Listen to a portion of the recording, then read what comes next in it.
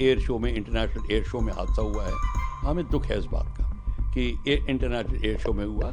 ये जो प्रोफेशन है फाइटर फ्लाइंग का, ये दुनिया का सबसे डेंजरस प्रोफेशन माना जाता है। किसी को करना होता है। हमारे बहादुर लड़के और लड़कियां, मेन एंड वुमेन इसको कर रहे हैं। ये हो सकता है टेक्निकल एरर, कोई फॉरेन ऑब्जेक्ट डैमेज, मतलब कुछ ऐसी चीज़ अंदर आ गई हो जो कंट्रोल सरफेस में या इंजन में दखल दे रही हो।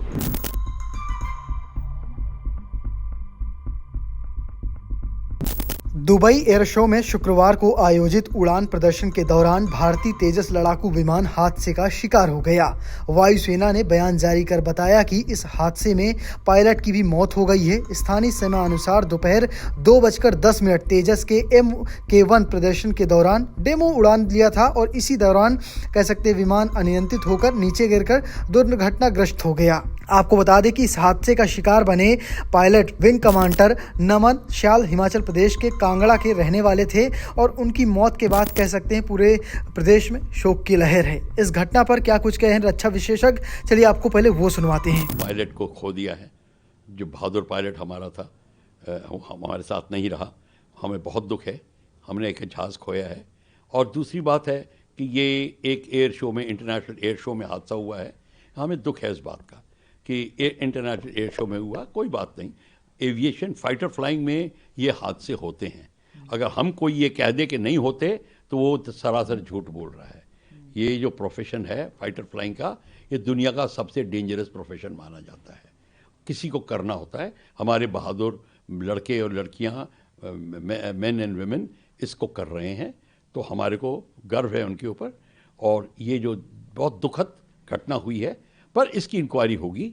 इसकी इंक्वायरी का जब नतीजा निकलेगा तो उस पर अमल किया जाएगा और सारे कदम उठाए जाएंगे। सर, ये इंडिजीनियस जो है वो विमान था और निश्चित रूप से बहुत ही उम्मीदें हैं इस विमान से, तो क्या टेक्निकलिटीज़ में कोई?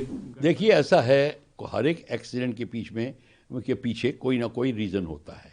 देखो, ये हो सकता है टेक्निकल एरर, कोई फॉरेन ऑब्जेक्ट डैमेज, मतलब कुछ ऐसी चीज़ अंदर आ गई हो जो कंट्रोल सरफेस में या इंजन में दखल दे रही हो, या कुछ पायलट एरर हो, या ग्राउंड टेक्नीशियन एरर हो।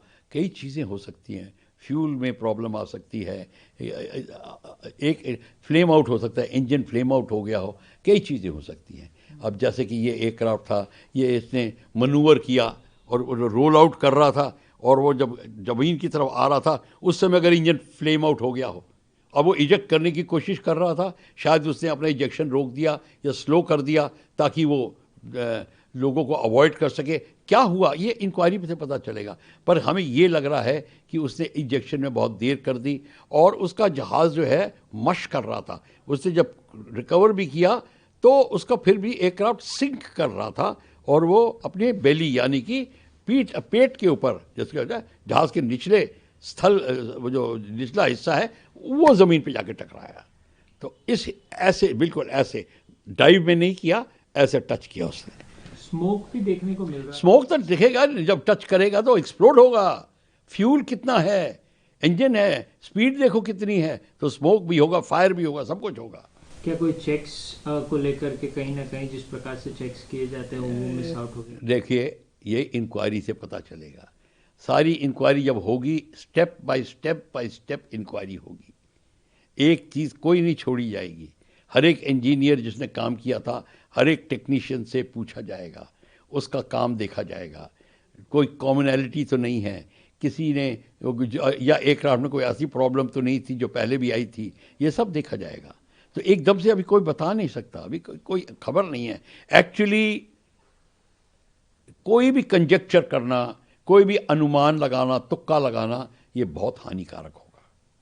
इसीलिए हम कहते हैं कि जब एयरक्राफ्ट एक्सीडेंट हो तो FDR, फ्लाइट डाटा रिकॉर्डर, और कॉकपिट वॉइस रिकॉर्डर को सुनने के बाद, देखने के बाद इनको मतलब हमें कोई टिप्पणी करनी चाहिए।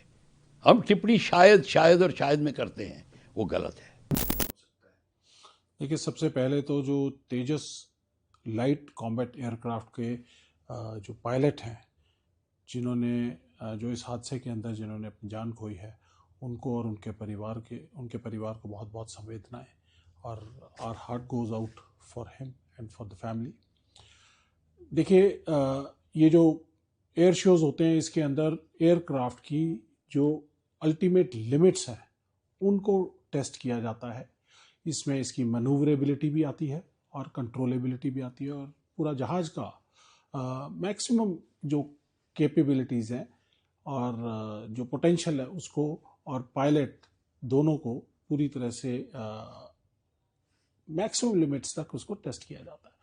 तो ये हादसा जो हुआ है उसको जो 60 सेकंड का वीडियो जो सामने आया है उसके अंदर तकरीबन 55 सेकंड तक सब ठीक ठाक दिखाई दे रहा है, और उसके बाद लास्ट के 5 सेकंड में वो एक रोल लेता है और फिर उसके बाद राइट पॉजिटिव जी से वो लेफ्ट नेगेटिव जी का मैनूवर करने की कोशिश कर रहा है, और उस समय कहीं पर वो पिच डाउन हुआ है और उसके बाद उसको पुल अप करना चाहिए था। तो कहीं ना कहीं ऐसा लगता है कि इट इज़ टू प्रीमेच्योर, बहुत जल्दबाजी होगी कोई भी चीज़ कहने के लिए, लेकिन फिर भी ऐसे प्राइमा फेसी इस तरह से लगता है कि कोई ना कोई या तो कंट्रोल के अंदर समस्या हुई है, और या फिर ऐसा भी हो सकता है कि फ्लेम आउट भी हो सकता है, कोई कंट्रोल्स जो हैं कुछ ना कुछ तकनीकी खराबी भी हो सकती है। तो ये बहुत सारे पहलू हैं जो इस समय पे जो समझ में आते हैं, लेकिन एक कोर्ट ऑफ इंक्वायरी एयरफोर्स का एक सिस्टम है, कोर्ट ऑफ इंक्वायरी ऑर्डर हो चुकी है और उसके अंदर ब्लैक बॉक्स होगा, और जब सारी पूरी तरह की चीज़ें जब सामने आएंगी तभी सही तरीके से कहा जा सकता है। क्योंकि ये एयर शोज़ के जो मैनूवर्स होते हैं तो उसमें चीफ पायलट होता है जो बताते हैं कि ये अप्रूव्ड मैनूवर्स होते हैं, ये अप्रूव्ड मैनूवर्स ही किए जा सकते हैं एयर शो के दौरान। तो क्या ये अप्रूव्ड मैनूवर था, क्या वो सही डायरेक्शन में जा रहा था, जो ये प्लान किया गया था क्या उसी तरह से किया जा रहा था, या फिर एयरक्राफ्ट की जो ऑप्टिमम लिमिट्स हैं उसको टेस्ट करते हुए वो पॉजिटिव जी से नेगेटिव जी के अंदर जा रहा है। तो उसमें तकनीकी भी हो सकती है, इंजन की इश्यूज भी हो सकते हैं, कंट्रोल्स के इश्यूज भी हो सकते हैं। तो ये कई तरह की चीज़ें हैं। It is too premature to comment on anything. इसका इंजन जो है अगर फ्लेम आउट होता है तो कहीं ना कहीं पे कोई इंजन की समस्या भी हो सकती है।